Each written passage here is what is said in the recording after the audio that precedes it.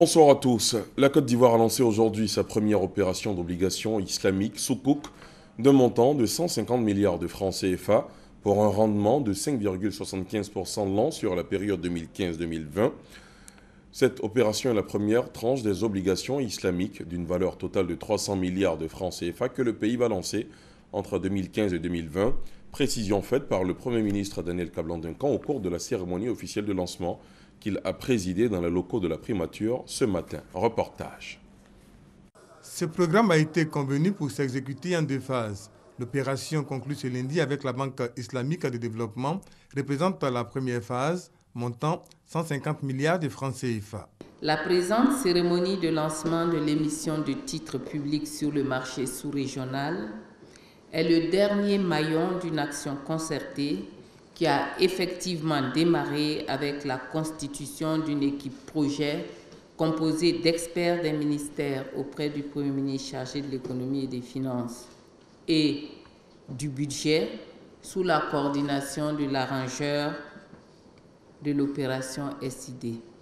Cet emprunt, conforme aux principes de la finance islamique, sera représenté par des titres de créance à partir de 10 000 francs CFA sur lesquels sera observée une marge de profit de 5,75% l'an. La souscription est ouverte donc aux investisseurs institutionnels et aux personnes physiques et morales sans distinction de nationalité ni de religion. Et j'insiste sur cet aspect, sans distinction non de religion. Cet emprunt constitue un complément substantiel de ressources qui permettra de faire face aux énormes besoins liés à l'ambition de doter la Côte d'Ivoire d'infrastructures modernes et de qualité. L'État de Côte d'Ivoire sollicitera régulièrement le marché des capitaux à l'échelle régionale, mais aussi internationale, puis lever les ressources dans des proportions de plus en plus importantes, mais en tenant dûment compte, premièrement, du profil de la dette publique globale et deuxièmement, de sa soutenabilité. Au-delà de l'objectif financier, l'attente du gouvernement est de mettre en place un dispositif permettant d'assurer non seulement le succès de cette opération, mais également de celles qui interviendront ultérieurement. Le gouvernement ivoirien s'active à freiner la déforestation. Pour y parvenir, la principale alternative reste une agriculture zéro déforestation. Un atelier national pour sensibiliser et informer les parties prenantes sur le concept d'agriculture zéro déforestation s'est ouvert ce lundi. Il s'agit aussi de discuter afin de se mettre d'accord sur certains points spécifiques de la note avant sa validation. La rencontre se tient au plateau. Le gouvernement ivoirien solidaire de la République du Mali, 4 jours après l'attentat meurtrier à l'hôtel Radisson de Bamako, le gouvernement a rendu hommage aux victimes du drame qui a occasionné au moins 20 morts. Conduite par le Premier ministre Daniel Kablan-Duncan, la délégation ivoirienne est allée traduire la compassion ivoirienne ce matin à l'ambassadeur du Mali en Côte d'Ivoire. Dimanche prochain, les Burkinabés se rendront aux urnes pour élire leur président et leurs députés. À quelques jours du scrutin, la Commission électorale nationale indépendante CENI fait le point du dispositif déployé pour le bon déroulement de ces élections. À suivre dans la grande édition, les temps forts de la campagne électorale au Faso et le point du processus électoral. Ce sera avec notre envoyé spécial à Ouagadougou, Alexis Ouedraogo. Après un week-end en quasi-état de siège, Bruxelles reste barricadée ce lundi. Écoles et métros fermés, militaires dans les rues.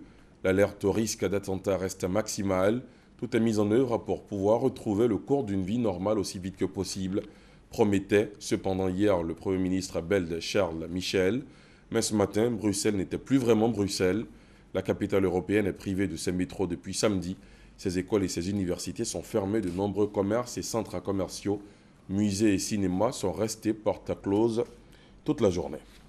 Des chasseurs français ont décollé aujourd'hui du porte-avions français Charles de Gaulle pour des missions au-dessus des zones contrôlées par le groupe État islamique en Irak et en Syrie.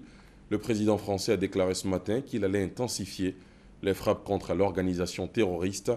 Les 26 chasseurs embarqués triplent la capacité de frappe française dans la région en s'ajoutant aux 12 appareils stationnés aux Émirats arabes unis et en Jordanie. Et ces frappes françaises sont approuvées par le Premier ministre britannique. David Cameron s'est dit aujourd'hui favorable à une intervention britannique.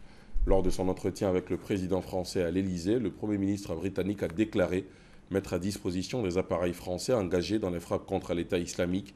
La base aérienne militaire britannique à Akrotiri à Chypre, ainsi qu'une assistance supplémentaire pour le ravitaillement en vol. Fin de ce Flash Info, merci de l'avoir suivi. Prochain rendez-vous avec l'info à 20h.